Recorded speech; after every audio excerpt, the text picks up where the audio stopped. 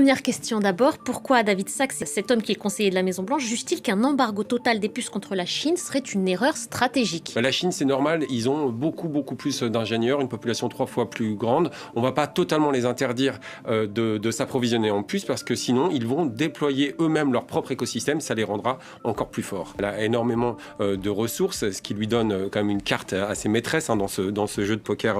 On a vu la Chine investir en fait dans des startups qui doivent mettre au point des puces de toute dernière génération, comme Cambricon, comme encore Byron. Ce sont des noms qu'on entendra de plus en plus. Des modèles d'IA de plus en plus performants à l'intérieur du pays. On a parlé de ceux d'Alibaba, ceux de DeepSeek. On a vu aussi la Chine, effectivement, être de plus en plus dure dans ses exportations, notamment de gallium ou encore de germanium, des métaux essentiels aux puces. Et en 2025, Pékin a étendu ses contrôles à 5 autres terres rares, comme l'hommium ou encore l'europmium, et aux technologies de raffinage associées. Bref, on voit bien en réalité que la Chine a encore beaucoup de cartes à jouer. C'est ce qui Honor, qui est une ancienne filiale de Huawei, a lancé, c'est pour l'instant uniquement un prototype, mais c'est le Robophone. Alors le Robophone, on a juste vu des images, mais ça m'a un petit peu surpris. On voit bien toute l'ambition de la Chine ici. Et qui peut échapper au contrôle ou pas?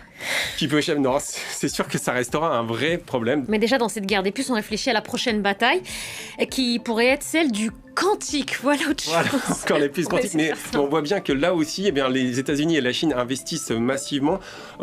C'est des capacités de calcul énormément supérieures, bien supérieures à ce qu'on connaît aujourd'hui. Alors on promet, c'est encore de la science-fiction, mais on voit bien tous ces investissements, des progrès en météorologie, en mise au point de nouveaux matériaux, dans la médecine notamment. La Chine, elle s'appuie beaucoup plus sur ses universités pour avoir ses plans vraiment à très très long terme. On voit bien à quel point c'est décisif. Bref, c'est pas encore joué, on voit à quel point c'est stratégique. On espère que l'Afrique et l'Europe sauront aussi être présents dans cette bataille décisive.